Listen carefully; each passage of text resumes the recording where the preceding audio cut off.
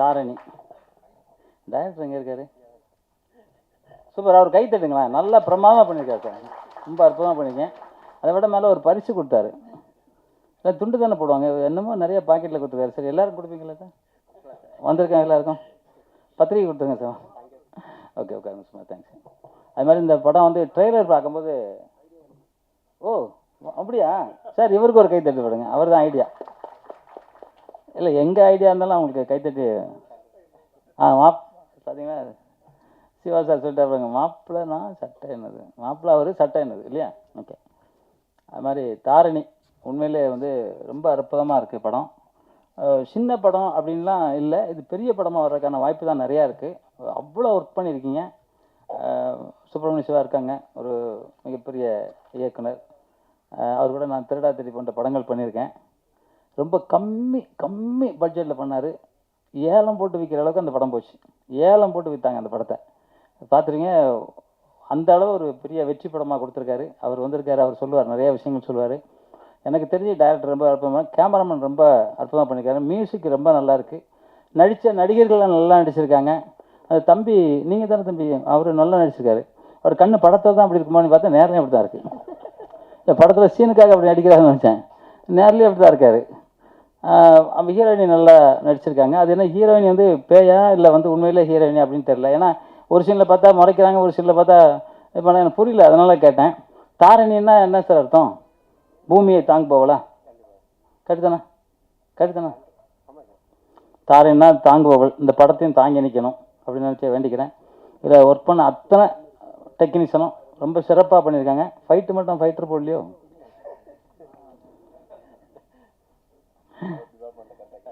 இல்லை, ஏன்னா அது கரெக்டாக இல்லை, வேறு எல்லாம் கரெக்டாக சொல்லலை, அதை மட்டும் என்னால் கரெக்டாக சொல்ல முடியல. அது மாதிரி ஒரு மிகப்பெரிய ஹீரோ வர்றதுக்கான அத்தனை வாய்ப்புகளும் இல்லை. அவர் வந்து நான் கேட்டேன், நீங்கள் நடிச்சிருக்கீங்களாண்ணே? இல்லை, நான் வந்து பிஆர்ஓ சார் கூப்பிட்டாரு, அதுக்காக வந்தேன் அப்படின்னு சொன்னார். உண்மையிலே பிஆர்ஓவுக்கு சால்வை போட்டிங்களா சார்? இல்லை கிரேட் சார். இல்லை அவருக்கு ஒரு பொக்கே கொடுங்க, நான் அந்த இது கொடுங்க, நான் கொடுக்கணும். கொடுங்க அவருக்கு முதல்ல கொடுக்கணும் சார். நான் இல்லை கொடுங்க, இல்லைன்னா என்னது தரேன். இல்லை அவருக்கு கொடுக்கணும் சார். இன்றைக்கி அவ்வளோ பேரும் என்ன காசு கொடுங்க. அவருக்கு உண்மையிலே வந்துங்க, அவர் நல்ல படங்கள் பண்ணியிருக்காரு. நிச்சயமாக சார், இதே மேடையில் தான் விஜய் சேதுபதி சொன்னேன் சார், ஆக்ஷன் படமாக பண்ணுங்கன்னு. இதே மேடை சொல்கிறேன், நீங்கள் ஆக்ஷன் படம் பண்ணிங்கன்னா அடுத்த வாட்டி இந்த மேடையில் வருவோம்ல, அப்போ நீங்கள் ஒரு பெரிய டாப் ஹீரோவாக இருப்பீங்க. இதுக்காக மனமார்ந்த வாழ்த்துக்கள் சார். உண்மையிலே நல்லா வரணும் சார், நல்லா வரணும். ஏன்னா இந்த மனசு இருக்குது பார்த்தீங்க, எல்லாருக்கும் வந்து ஹெல்ப் பண்ணோன்னே. தம்பி அசோசியேட் டைரக்டரா, கோட் ஆகிடுது, தாடி வச்சுருக்காரு, கோட் ஆகிட்டு தான். அப்போல்லாம் தாடி இல்லைன்னா கோட் ஆகிடும், தாடி வச்சா கோட் ஆகிடுது. சுப்ரமணியம் சார், நீங்கள் வந்து அப்போமே தாடி வச்சுருந்தீங்களா சார் ஃபஸ்ட் படத்தில்? பாருங்க, இவங்க அம்மா அப்பா என்ன புண்ணியம் பண்ணுங்க, பிறக்கும் போதே சேவிங் பண்ண முடியலன்னு அப்போவே தாடி. உண்மையிலே சந்தோஷம் சார், மகிழ்ச்சி. இல்லை உண்மையிலே ஒரு பெரிய இயக்குனர் சார். நான் வந்து திருச்சியில் போய் ஃபைட் எடுத்தோம், சும்மா ஒரு அரை மணி நேரம் 1 மணி நேரம் தான் ஃபைட் எடுத்தோம். ஏன்னா அவர் வந்து அந்த பட்ஜெட்டில் அவரால் அவ்வளோ வெற்றி படமாக கொடுக்க முடியும்னு நான் உண்மையிலே மறந்துட்டேன். ஆனால் இன்றைக்கி வந்து ஏதோ ஒரு சூழ்நிலை ஓகே இல்லை, இன்றைக்கி இன்னும் ஒரு நம்பர் 1 டைரக்டராக இருக்க வேண்டியது, அந்த திறமைக்கு போயிருக்க வேண்டியது. எதுக்கும் தெரில, எனக்கு தெரில, உண்மையிலே தெரில சார். வேறு எதுலையும் நான்லாம் மாட்டிக்கல. நான்லாம் இப்போ சிலம்பம் கற்றுக் கொடுங்கன்னு என்னை சொல்லி கேட்டுக்கிட்டே இருந்தாங்க. சிலம்பம் கற்றுக் கொடுத்தா அதில் ஒதுங்கியிருப்போம், ஏன்னா வேறு எதுக்கும் போயிருக்க மாட்டோம். நான் சினிமாவில் போனால் 2000 படம் பண்ண முடிச்சு, எல்லாம் வந்து பண்ணியிருக்கவே முடியாது. எல்லாம் சும்மா 100 படம் 50 படம் பண்ணியிருக்கோம், அவ்வளோதான். அதனால் அந்த இதில் நீங்கள் வரல, அதில் வராமல் விட்டீங்கன்னு நினைக்கிறேன். இருந்தாலும் சுப்பிரமணிய சிவா வந்து உங்கள் ஏகபத கைத்தட்டில் அவர் வந்து திருப்பியும் வரணும் அப்படின்னு நினைக்கிறேன். அவர் எங்கூட வந்த பாண்டி விக்கி அவர்கள் ஒரு பெரிய தர்மகர்த்தா மாதிரி, அவரும் வந்து வாழ்த்துக்கள் அவருக்கும். அதில் எங்கள் கூட ஒரு இயக்குனர் இருக்கார் தினேஷ், அவருக்கும் வாழ்த்துக்கள். வந்திருக்க அத்தனை மக்களுக்கும் வாழ்த்துக்கள். இந்த படம் மிகப்பெரிய வெற்றி அடைய மனமார்ந்த வாழ்த்துக்கள் சொல்கிறேன். நான் எப்பவும் சொல்கிற மாதிரி தான், அம்மாவை மதிங்க, அம்மாவை மதிக்கிற மட்டும் தான் ஜெயிக்க முடியும். பெண்களை யார் தெய்வமாக நினைக்கிறாங்களோ அந்த மனிதர் மட்டும்தான் ஜெயிக்க முடியும். ஏன்னா எல்லாரும் பிறந்தது பெண்மை மூலியமாக தான். அந்த பெண்மையை வந்து கெட்ட நோக்கத்தோடு பார்க்குறோம். அத்தனை வேணும் மனிதனே கிடையாது. ஏன்னா மிருகம் கூட அந்த மாதிரி கிடையாது, தாயை வந்து புணர்றது மிருகம் கூட கிடையாது. அந்த மாதிரி யாருமே இருக்கக்கூடாதுங்கிறதுக்கு காரணம் இங்கே வந்து போதைகள் அதிகமாகின காரணத்தினால அப்படின்னு நான் நினைக்கிறேன். ஏன்னா முன்னாடிலாம் அப்படி இல்லை, எங்கே பார்த்தாலும் போதை, எங்கே பார்த்தாலும் போலீஸ் எல்லாம் அடிக்கிறாங்க. போலீஸ்லாம் முதல்ல பார்த்தா காக்கி சட்டையை பார்த்தா, அப்போலாம் ஆஃப்டர் ஆயிட்டு தான் காக்கி சட்டை போட்டிருப்பாங்க. போலீஸை பார்த்தா 10 கிலோமீட்டருக்கு நம்ம ஓடிடுவாங்க. அப்போலாம் சைக்கிள் கூட கிடையாது. ஆனால் இப்போ போலீஸை அடிக்கிறாங்க. அந்த மாதிரி நம்ம நிறைய வீடியோவில் பார்க்குறோம், போலீஸ்லாம் அடிக்கிறாங்க. அதுக்கெல்லாம் பெரிய தண்டனை கொடுத்தா தான் போலீஸை பாதுகாக்க வேண்டியதாக இடம் போடுது. நம்மளுக்காக போலீஸை பாதுகாக்கணும், அந்த மாதிரி இருக்குது. அதுக்கு வந்து இந்த போதை வஸ்துக்களை ஒழிக்கணும். அதுக்கு தாய் தந்தையர் நிறைய செயல்படணும் அப்படி தான் நான் நினைக்கிறேன். அந்த தாயை மதிங்க. தாய் 10 மாதம் தன் வயிற்றில் சுமந்து பிள்ளையை பெற்கிறாங்க. தந்தை தன் உயிர் போகிற வரைக்கும் நெஞ்சில் தூக்கி இந்த பிள்ளையை வளர்க்குறாங்க. அதனால் தாயும் தந்தையும் உலகத்தில் மிக அற்புதமான ஒரு கடவுள். அந்த கடவுளை யாரும் எந்த காரணத்துக்காகவும் நோக்கடிக்காதீங்கன்னு சொல்லிக்கொண்டு, உலகத்தில் வந்து எப்பவும் சொல்கிற மாதிரி தான், இந்தியனாக பிறக்கிறது மிகப்பெரிய புண்ணியம். அதில் தமிழனாக பிறக்கணும்னா சித்தர்களும் புத்தர்களும் புனிதர்களும் மனிதர்களும் பிறந்த ஒரே நாடு தமிழ்நாடு. இன்றைக்கி அத்தனை மருத்துவத்தையும் உள்ளடக்கின ஒரே நாடு தமிழ்நாடு. இன்றைக்கி கொரோனாவில் உலகமே அழியும் போது வெறும் சாதாரண கபசுரக்கூடிய இந்த சின்ன வேலை, அது சாதாரண வேலை, மிகப்பெரிய அமிர்தம், அதை கொடுத்து காப்பாற்றின ஒரே நாடு தமிழ்நாடு. அந்த தமிழ் வாழ்க, தமிழ் வெல்க, தமிழன் வெண்டே தீர்வோம். நன்றி, ஜெய்ஹிந்த். இந்த புதுமுகங்களை எனக்கு அறிமுகம் இல்லை. நம்ம செல்வா தான் வந்து இதுக்கு வரணுன்னு அப்படின்னு அழைச்சிட்டு வந்தாப்புல. அப்புறம் இதில் பார்த்தா எல்லாமே புதுமுகங்கன்னு சொன்னாங்க. வாழ்த்துக்கள்.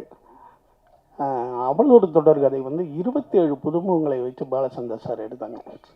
அவளோட தொடர்கதையில் மேக்சிமம் எல்லாமே புதிய நட்சத்திரங்கள் தான்.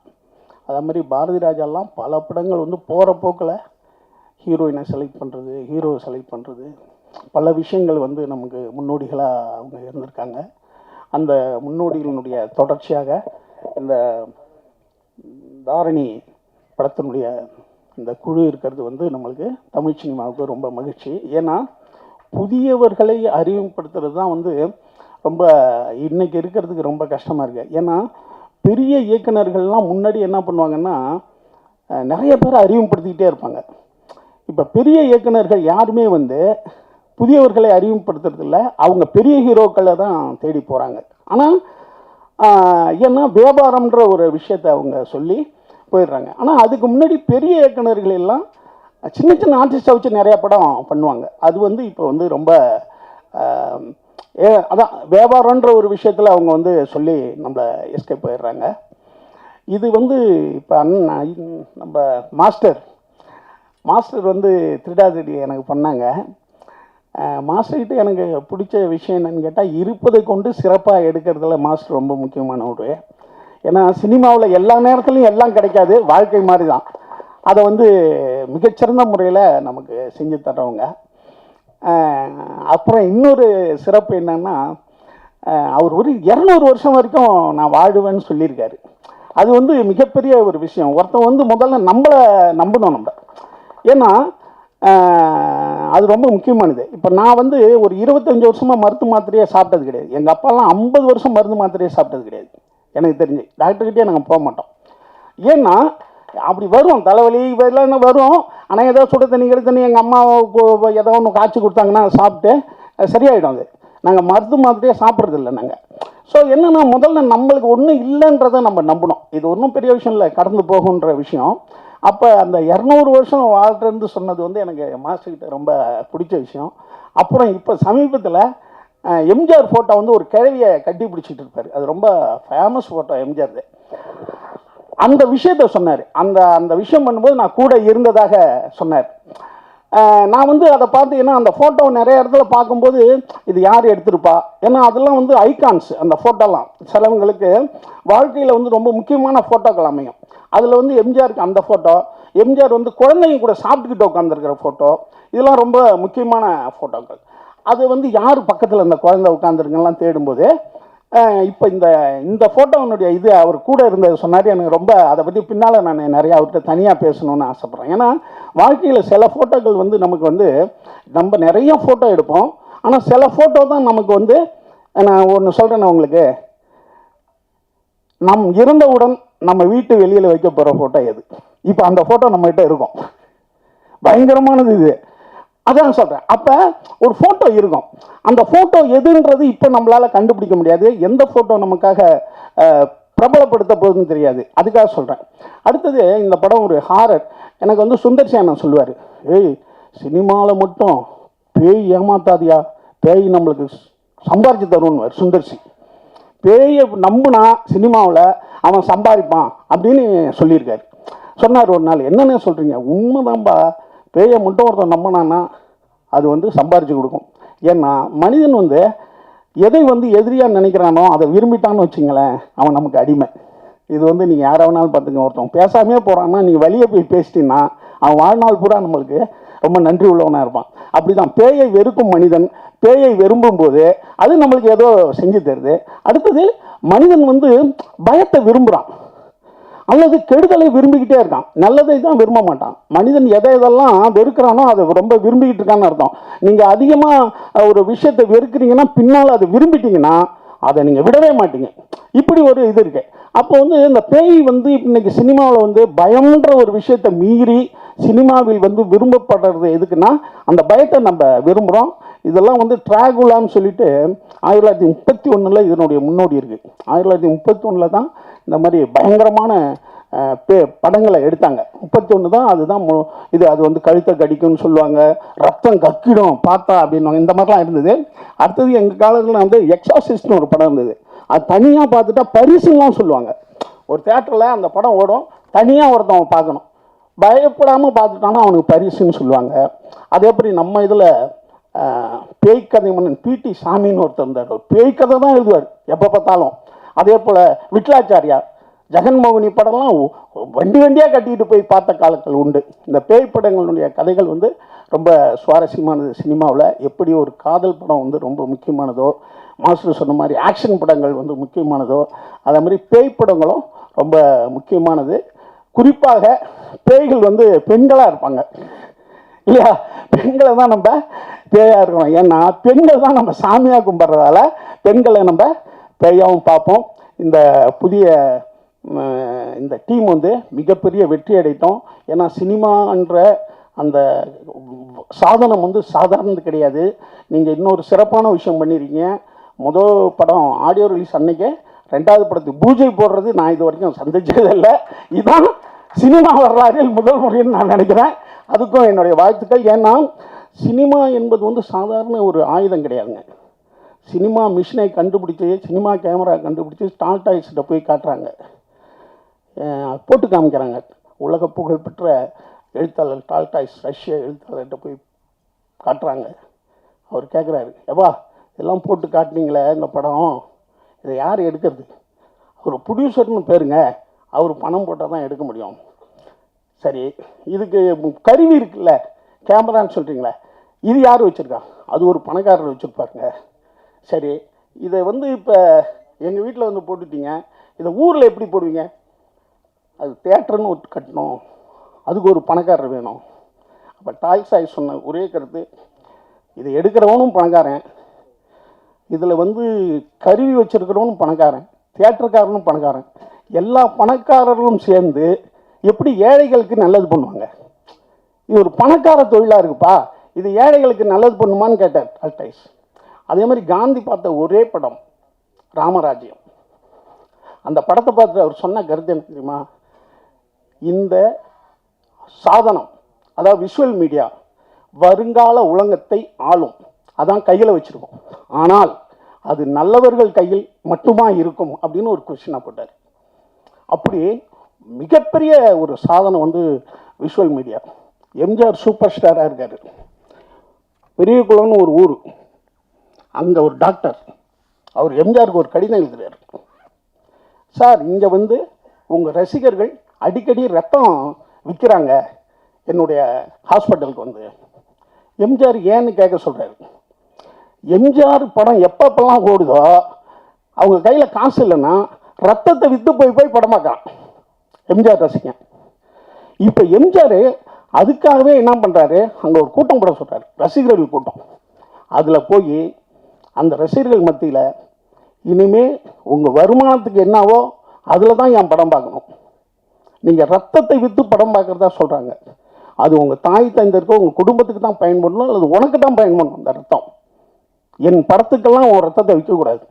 அப்படி யாராவது என் படத்தை அப்படி விரும்பி பார்க்கணுன்னா எனக்கு லெட்டர் எழுதுங்க, நான் மணி ஆர்டர் அனுப்புனேன்றார். அதன்படி பல பேருக்கு லெட்டர் மணி ஆர்டர் அனுப்புகிறார். அப்போ ஒரு ரத்தத்தை விற்று பார்க்குற அளவுக்கு ஒரு வெறியான ஒரு இது இருக்குன்னா அது சினிமா. அதுதான் ஒரு முதலமைச்சர் ஆகிறாரு. அப்போ அப்படி ஒரு ஆயுதமான ஒரு தொழில் வந்து இந்த சினிமா தொழில்.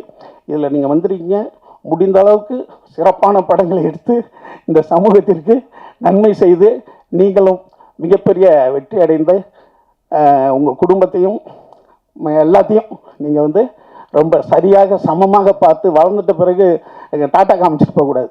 ஏன்னா சினிமா என்பதே என்னென்னா எல்லா மக்களையும் ஒன்றா வச்சு பார்க்கறது. நம்ம பக்கத்தில் இருக்கிறவங்க யாரெல்லாம் தெரியாது, ஏழை பணக்காரன், அவன் என்ன காஸ்ட்டு என்ன மதம்னு தெரியாது. அதை தான் வந்து பஸ்ஸு சினிமாலாம் பண்ணுறது. அதே போல் நீங்களும் ஒரு சமமான சமுதாயத்தை உண்டு பண்ண என்னுடைய அன்பான வாழ்த்துக்கள். இங்கே வந்து வாழ்த்த வந்த அனைவருக்கும் தனித்தனியாக சொல்ல முடியாது, அனைவருக்கும் என்னுடைய நன்றி. இந்த டீமுக்கு நம்ம வாழ்த்துவோம். நன்றி. இவ்வளோ பேர் இங்கே வந்திருக்கீங்க. ஸோ முதற்கண் எல்லாருக்கும் என்னுடைய நன்றியை தெரிவிச்சுக்கிறேன். சின்னத்திரை, ஓகே, சின்னத்திரை வந்து அதில் பிரபலமாகி அதில் வந்து நம்ம ஒரு ஸ்டார் லெவலில் இருந்து அதில் ஒரு ஹீரோ டம்ல இருந்து ஸோ நம்ம எல்லாமே கஷ்டப்பட்டு ஒரு 30 வருட பயணம் வந்து அங்கே நம்ம எடுத்திருக்கோம். ஸோ ரீசெண்டாக நான் கலைமாமணி அவார்டும் வாங்கினேன். ஸோ சின்னத்திரையிலேருந்து வெள்ளித்திரைக்கு வந்து ஒருத்தர் வர்றது எவ்வளோ கஷ்டம் அப்படிங்கிறது வந்து கண்டிப்பாக எல்லாருக்குமே தெரியும், பத்திரிகை நண்பர்களுக்கு கண்டிப்பாக தெரியும். ஏன்னா இங்கேருந்து அங்கே வர்றது வந்து ஒரு டிரான்ஸ்ஃபர்மேஷன் வந்து அவ்வளோ ஈஸி கிடையாது. ஸோ இப்போ ஃபஸ்ட்டு நான் தாரணி அதை பற்றி பேசுகிறேன். தாரணி அதாவது முதல்ல வந்து இப்படி ஒரு புது டீம், எல்லாருமே புதுசு. ஸோ எல்லாருமே புதுசு. ஒரு ப்ரொடியூசர் அதை வந்து தைரியமாக எடுத்து, ஒரு டைரக்டர் வந்து அதை வந்து உருவாக்கி இன்னைக்கு வந்து ஒரு படமாக இங்கே எடுத்துகிட்டு வந்திருக்காங்கன்னா உண்மையிலே அதுக்கு வந்து பயங்கர தைரியம் வேணும், பயங்கர தைரியம் வேணும். கண்டிப்பாக நீங்கள் ஃபஸ்ட்டு அதுக்கு தான் கை தட்டணும். ஏன்னா எல்லாருக்கும் அந்த தைரியம் வராது.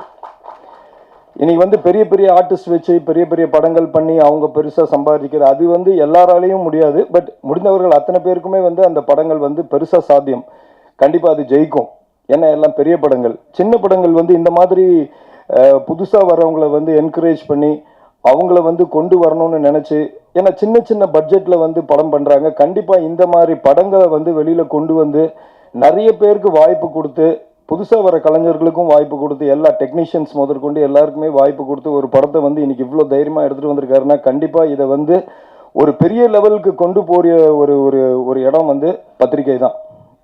ஊடகம் வந்து எந்த அளவுக்கு வந்து அவங்களுக்கு ஹெல்ப் பண்ணுறாங்களோ கண்டிப்பாக அந்த படம் வந்து பெருசாக வெற்றி பெறும். ஏன்னா இன்னைக்கு வந்து சோஷியல் மீடியா வந்து அவ்வளோ பவர்ஃபுல்.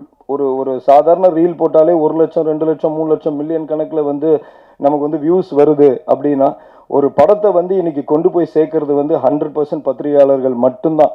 ஸோ அவங்க நினச்சா மட்டும்தான் இன்னைக்கு வந்து இந்த படம் வந்து மிகப்பெரிய அளவில் வந்து வரும். ஏன்னா இன்னைக்கு வந்து புது படங்கள் வந்து புதுசாக வர இந்த மாதிரி டீம் வந்து ஜெயிக்கல அப்படிலாம் சொல்லவே முடியாது.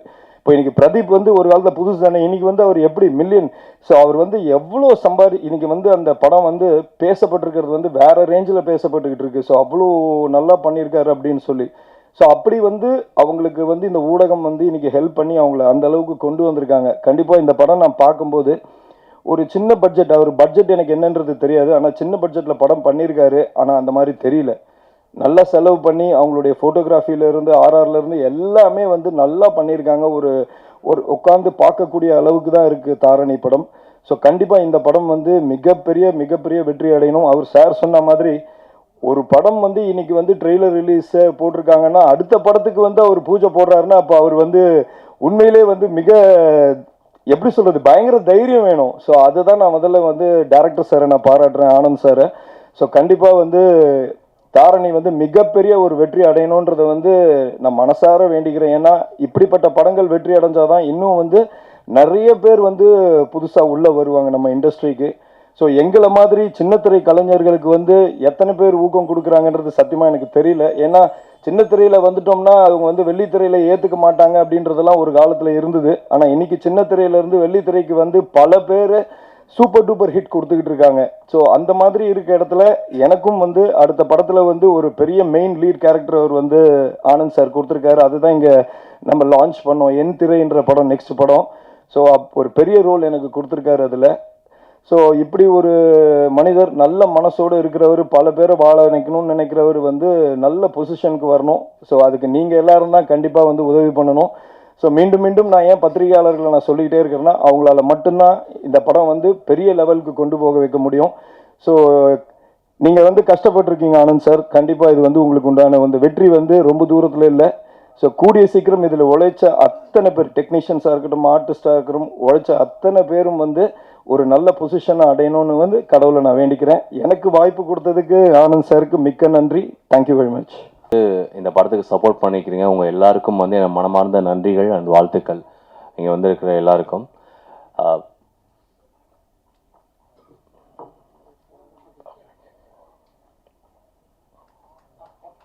நன்றி. இல்லை எல்லாரும் போயிட மாட்டாங்கல்ல. நன்றி. ஃபர்ஸ்ட் ஆஃப் ஆல் தாரணி பற்றி சொல்லணும். டைரக்டர் சார் பெரிய வாழ்த்துக்கள். போல்டாக ஒரு விஷயத்த பண்ணியிருக்கீங்க.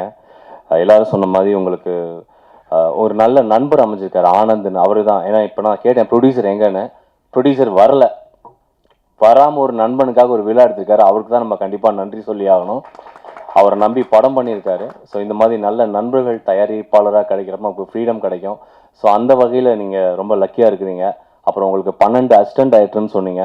ஸோ அவங்களுக்கும் வாழ்த்துக்கள். 12 பேருக்கும் ஒரு முதல் படத்தில் ஒரு நல்ல ஒரு இயக்குனரோட ஒர்க் பண்ண வாய்ப்பு கிடைச்சிருக்கிறதுக்கு. அண்ட் மியூசிக் ரொம்ப அருமையாக, மியூசிக் டைரக்டர் எங்கன்னு தெரியல, ரொம்ப அருமையாக பண்ணியிருந்தார் மியூசிக் டைரக்டர். அண்ட் எடிட்டர் வந்திருக்காங்க, ரொம்ப நல்லா பண்ணியிருந்தீங்க பிரதர். டிஓபியும் ரொம்ப நல்லா பண்ணியிருந்தாங்க. அப்புறம் டார்லிங் உனக்கு ஒரு செம்ம திட்டு இருக்குது ஆக்சுவலாக. ஏதோ விஎஃப்எக்ஸ்க்கு பேசுகிறப்போ ஒரு பொண்ணு ஏதோ ஒரு மேட்டர் சொன்னாங்க, ஞாபகம் இருக்கா? ஒரு பொண்ணை வந்து எப்படி இப்படி பண்ணாங்கன்னு தெரியல. ஏன் பொண்ணுன்னா பண்ண மாட்டாங்களா? அப்படி சொல்லியே ஒரு பொண்ணை வந்துட்டு எப்படி இப்படி பண்ணாங்க தெரியல அப்படின்னு. பொண்ணுங்க தான் எல்லாமே பண்ணுவாங்க. அவங்களுக்கு அப்புறம் தான் ஆண்கள் வந்து எல்லாம் பண்ண முடியும். ஐ மீன் எல்லாத்துலேயுமே வந்து அவங்க இப்போ மேலே வந்துட்டு இருக்கிறாங்க. ஸோ வாழ்த்துக்கள் பெண்களுடைய ஒரு முன்னேற்றத்துக்கு, இந்த டைட்டில் வச்சதுக்கு. அப்புறம் படத்தை மியூசிக் டைரக்ட் பண்ண பார்த்தீங்களா? நீ எப்படி சொல்லியே இல்லையா? அவங்க வரலையா? Okay, anyway thank you. அந்த இசையமைப்பாளர் ரொம்ப சிறப்பாக பண்ணியிருந்தாங்க. அவங்களுக்கும் வாழ்த்துக்கள். ஒட்டுமொத்தமாக அந்த படத்தில் அந்த டீம் எல்லாருக்கும் என்னோட வாழ்த்துக்கள். ஹீரோயினி மேடம் பேச தெரியாத மாதிரி தான் பேசுறீங்க, ஆனால் லிப்லாக் சீன்லாம் பார்த்தா பயங்கர. யார் ஹீரோயின் ஆக்சுவலாக? அந்த லிப்லாக் சீன் போனது நீங்கள் தான். ஸோ நல்ல எக்ஸ்பீரியன்ஸாக இருந்தது மூவி. உங்களோட ஃபஸ்ட்டு படம் மாதிரி தெரியல ஆக்சுவலாக. நல்ல டேலண்டடாக பண்ணியிருந்தீங்க sir. Hero sir awesome. First டைம்லேயே நிறைய ஆப்பர்ச்சுனிட்டி கிடச்சிருக்கு. எத்தனை ரீடேக் போச்சுன்னு தெரியல. எத்தனை டேக் ஆச்சு? கேமராமேன் சார் எத்தனை டேக் சார்? ஒரே டேக்கா? ரொம்ப உங்களுக்குலாம் ஜெலஸ் சார். நீங்கள் ரிகர்சல் இருந்ததா? ஒரே single take. So super sir, வாழ்த்துக்கள். அதுக்காக என்ன பண்ண சிங்கிள் டேக்கில் முடிச்சிட்டிங்களே. அந்தளவுக்கு நான் வந்து என்னுடைய நண்பர், என்னுடைய ஃபஸ்ட்டு ஃபிலிம் கேமராமேன் டிஓபி அவருக்கு நான் நன்றி சொல்லிக்கணும். அதுக்கப்புறம் நிறையா படத்தோட கேமராமேன்ஸ்க்கு நான் நன்றி சொல்லிக்கணும். ஏன்னா எனக்கு இந்த மாதிரிலாம் ஒரு வாய்ப்பு கிடைக்கல ஒரே டேக்கில் பண்ணுறதுக்கு. ஸோ நன்றி. அப்புறம் இங்கே நல்லா நிறைய பேர் பேசிகிட்டு இருந்தாங்க. அப்புறம் ஹீரோயின் மேடம் இவங்களாம் வந்துட்டு எனக்கு என்ன பேசுன்னே தெரியல அப்படின்னாங்க, நின்றுட்டு இருந்தாங்க. ஸ்டேஜ் டைம்னு ஒன்று இருக்குது, அது எவ்வளோ ஜாலியாக போயிட்டுருக்குன்னு பார்க்குறப்ப ரொம்ப எனக்கு அதிர்ச்சியாகவும் இருக்குது, அதே நேரத்தில் ரொம்ப சந்தோஷமாகவும் இருக்குது. ஏன்னா இதே இந்த மேடை கிடைக்காதான்னு உங்களுக்குலாம் தெரியும். இங்கே வந்து அப்படியே ஃபுல்லாக இருக்கும், உள்ளே வர இடம் இருக்காது. அது அப்படியே ஒரு ஆர்வமாக ஏக்கமாக பார்த்துட்டு இருந்த நாட்கள் நிறையா இருக்குது. இன்றைக்கி அந்த மேடையில் வந்து நம்ம ஒரு கெஸ்ட்டாக மொதல் வரிசையில் உட்காந்துருக்கலாம். இறைவனும் நம்ம தாய் தந்தையும் கொடுத்த ஒரு மிகப்பெரிய ஒரு வரப்பிரசாதம். அது மாதிரி உங்களுக்கு ஒரு வாய்ப்பு கிடைச்சிருக்கப்போ அதை வந்து நீங்கள் ரொம்ப தெளிவாக பயன்படுத்திக்கணும்னு நினைக்கிறேன் ஹீரோயின் மேடம். அந்த லிப்லாக் மாதிரி எதுவும் டக்குன்னு அப்படி ஃபஸ்ட்டு டேக்கோடனே ஃபஸ்ட்டு மேடையிலே சூப்பராக பண்ணிடணும். வாழ்த்துக்கள். எல்லாருமே நல்லா பேசிகிட்டு இருந்தாங்க. இதுக்கு எனக்கு ஒரு 2-3 விஷயம் நான் பேசணும்னு நினைக்கிறேன். ஏன்னா இது வந்து இந்த மேடையை வந்து ஒரு பிக் பாஸ் மாதிரி தான் இருந்தது. பிக் பாஸ் 9ல் இப்போ இருக்க அது என்ன சொல்லுவாங்க, பார்ட்டிசிபெண்ட்ஸாக இருக்காங்க இல்லையா, அது மாதிரி கேமரா முன்னாடி சில பேர்லாம் வந்து விஷயம் பேசுறதா இருக்கட்டும், இல்லை கேமராக்கு பின்னாடி நிறையா நடக்கிறதா இருக்கட்டும், அந்த மாதிரி நம்ம ஜாக்வர் தங்கம் சாரோட கமெண்ட்டுக்கும் நம்ம ஹீரோயின்ஸோட ரியாக்ஷன்ஸுக்கும் ரொம்ப நல்லா இருந்தது. And thank you. அதுக்கப்புறம் சில விஷயங்கள்லாம் பேசினேன். படத்தை தாண்டி நிறைய விஷயம் இதுவே என்னோட படம் வந்து அடுத்து ரிலீஸ் ரெடியாக இருக்குது. சாரா, நானும் யோகி பாபு சார்லாம் பண்ணியிருக்கோம். ரோபோ சங்கர் அண்ணா அவர் எல்லாரும் பண்ணியிருக்கோம். அடுத்து ரிலீஸ் ரெடியாக இருக்குது. அடுத்து குரு சார் கூட ஒரு படம் பண்ணியிருக்கேன், ரிலீஸ்க்கு இருக்குது. பிரம்ம முகூர்த்தம் அடுத்துக்கு ரிலீஸ்க்கு இருக்குது. இப்போ 2 படம் பூஜை போட்டிருக்கோம். ஸோ இன்றைக்கும் எனக்கு படங்கள் வந்து இறைவன் நேரில் வந்துட்டுருக்கு. ரொம்ப அதுக்கு நான் பெருமைப்படணும், நன்றி சொல்லிக்கணும். என்னுடைய தாய் தந்தருக்கும் எனக்கு வாழ்த்து கொடுத்த அனைவருக்கும் நன்றி சொல்லிக்கணும்னு நினைக்கிறேன். அதுக்கப்புறம் முக்கியமான விஷயம்னா நம்ம கேபிள் சங்கர் சார் மாதிரி கிடைக்க ஒரு அற்புதமான ஒரு என்ன சொல்லணும், லக்கி சாம் கை. அப்படி கூலாக ரிலாக்ஸாக வந்து அப்படியே ஒரு ட்ராக் ஷர்ட் டிஷர்ட்டில் வந்து ஜாலியாக பேசிட்டு போகிறாரு. நான் ஒரு 4 சட்டை மாதிரி இது நல்லா இருக்குமா இது நல்லா இருக்குமான்னு. So sir awesome, outfit is awesome. Time management தான் நம்ம பேசணும்னு நினைக்கிறேன். ஏன்னா சினிமான்றது மட்டும் இல்லை, அரசியல் இல்லை, வாழ்க்கையிலே வந்து டைம் மேனேஜ்மெண்ட் ரொம்ப ரொம்ப முக்கியமாக இருக்குது. உங்களுக்கு கிடைக்கிற நேரத்தை கரெக்டாக பயன்படுத்திக்கலைன்னா அது எங்கே போய் முடியுன்றது வந்து சமீப காலத்தில் நம்ம பார்த்துட்ருக்கோம். சில சில சில கால தாமதத்தினால ஒரு 41 பேர் இறந்துட்டாங்க. ஆக்சுவலாக நிறையா பார்த்துட்ருக்கோம். அந்த மாதிரி காலதாமதங்கள் அப்படின்றது வந்து எங்கே போய் முடியும்னா நமக்கு அது வந்து பாசிட்டிவில் முடிகிற மாதிரி தெரியல. ஸோ நமக்கு கிடைக்கிற நேரத்தில் கிடைக்கிற விஷயத்த கரெக்டாக அப்ளை பண்ணிட்டோம்னா அது நம்மளுக்கு டெஃபினட்டாக அடுத்தடுத்த விஷயங்கள் கொண்டு போகிறதுக்கு உதவுன்ற விஷயத்த எல்லாருமே மனசில் வச்சுக்கணும். வாய்ப்புகள்ன்றது எல்லாத்துக்கும் கிடைக்கிறது இல்லை. அந்த வாய்ப்பு கிடைக்கிறதுக்கு நிறைய பேர் வந்து வெயிட் பண்ணிகிட்ருக்காங்க. ஸோ கிடைக்கிற வாய்ப்பை கரெக்டாக பயன்படுத்திக்கணும். மிஸ் பண்ணதில் நானும் ஒருத்தன் தான். இப்போ தான் திருப்பி லேர்ன் பண்ணிட்டு இருக்கேன்றத மேடையிலேருந்து இருக்கும் சிறப்பு புதுமுகங்களுக்கு நான் ஒரு சின்ன ஒரு அட்வைஸ்லாம் சொல்ல முடியாது, ஒரு வேர்டாக சொல்லிக்கிறேன். ஆனந்த் சார் அடுத்த ஸ்டேஜ் வரப்போ அடித்து தகுக்கணும் எல்லாம், அதுக்கேற்ற மாதிரி ஒரு விஷயத்த பண்ணிடுங்க. அப்புறம் சுப்பிரமணிய சிவா சார் ஒரு டாபிக் சொன்னார், பேய் வச்சு படம் வேணா ஜெயிச்சிடலாம் அப்படின்னாரு. எனக்கு அப்படியே காதில் கேட்டுது. அதாவது சுந்தர் சி சார் சொன்னார் அப்படின்ற விஷயத்த அவர் வந்து கன்வே பண்ணார். எனக்கு அது நல்லா இருந்தது. இன்னைக்கு காலையில் ஒரு ஸ்டேட்மெண்ட் பார்க்குறேன். அமீர் சார் வந்து ஒரு ஸ்டேட்மெண்ட் சொல்லியிருக்காரு, கண்ணுக்கு தெரியாத பேயும் சாமி வச்சு ஏன்டா படம் எடுக்கிறீங்க, ஏன் படம் எடுக்கிறீங்க, கண்ணுக்கு தெரிய வச்சு சாதியை வச்சு படம் எடுங்க அப்படின்னு ஒரு ஸ்டேட்மெண்ட் கொடுக்குறாரு. இதில் எந்த ஸ்டேட்மெண்ட் வந்து நமக்கு வந்து பாசிட்டிவாக இருக்கும்னு தெரியல. ஸோ நம்ம போகிற போக்கில் நமக்கு எது நமக்கு பாசிட்டிவாக இருக்கோ, எது நம்மளுக்கு யூஸ்ஃபுல்லாக இருக்கோ அந்த மாதிரி விஷயங்களை மட்டும் நம்ம எடுத்துக்கிறது தான் நமக்கு ரொம்ப நல்லதாக இருக்கும்ன்றது என்னுடைய கருத்தாக இருக்குது. மீன்வைல் வந்து இன்னைக்கு சினிமாவில் செலிப்ரேஷனாக போயிட்டுருக்கிற சில டாப் டைரக்டர்ஸ் உடனே வந்து அவங்கள கூப்பிட்டு பாராட்டுற நம்முடைய CM Udhayanidhi Stalin, deputy CM sir, அவங்களாம் பார்க்குறப்ப ரொம்ப சந்தோஷமாக இருக்குது. ஏன்னா ஒரு படத்துடைய வெற்றியை பார்த்துட்டு உடனே கூப்பிட்டு அவங்கள ஹானர் பண்ணி வாழ்த்துறாங்க. ஸோ சினிமா எங்கே போயிட்டுருக்குன்னா, ஒரு நல்ல படம் பண்ணோம் அப்படின்னா இம்மிடியட்டாக நம்ம வந்து கவர்மெண்ட்டே கூப்பிட்டு வாழ்த்துற அளவுக்குலாம் வாய்ப்புகள் இருக்குதுன்றது இயக்குநர்கள் எல்லாம் தெரிஞ்சுக்கிட்டால் அதுக்கேற்ற மாதிரி படங்கள்லாம் எங்களை மாதிரி பட்டிங் ஆக்டர்ஸ் நிறைய பேர் வந்து இன்னும் அந்த ஒரே ஒரு வாய்ப்பு கிடைக்காதா, அந்த ஒரு வாய்ப்பு எங்களுக்கு கரெக்டாக கிடைக்காதா அப்படின்ற விஷயத்த நோக்கி தான் ஓடிட்டுருக்கோம். எல்லாரோட ஆக்டர்ஸோட படத்துக்கும் ஒரே டிக்கெட்டு தான், 200 240 தான் எல்லாருக்குமே டிக்கெட். ஆனால் அந்த விளம்பரங்களை பொறுத்து தான் பெரிய படங்களா சின்ன படங்களா அப்படின்றது டிசைட் ஆகிட்டுருக்கு. ஸோ இங்கே மாற வேண்டியது யாருன்னு தெரியல. நம்ம கேபிள்ஸுங்கிற நான் சொன்ன மாதிரி பெரிய பட்ஜெட் சின்ன பட்ஜெட்டுங்களுக்கு சப்போர்ட் பண்ணுவோம், பெரிய படங்களுக்கு சப்போர்ட் பண்ணுவோம். இங்கே வந்து கருத்து தான், கண்டென்ட் தான் படமாக இருக்குது. கண்டென்ட்டை பேஸ் பண்ணி எல்லாரும் நல்ல படங்கள் பண்ணி வெற்றி மேடையாக்கணுன்றது என்னுடைய வாழ்த்துக்கள். வாய்ப்பு அளித்ததுக்கு ரொம்ப ரொம்ப நன்றி. Thank you so much.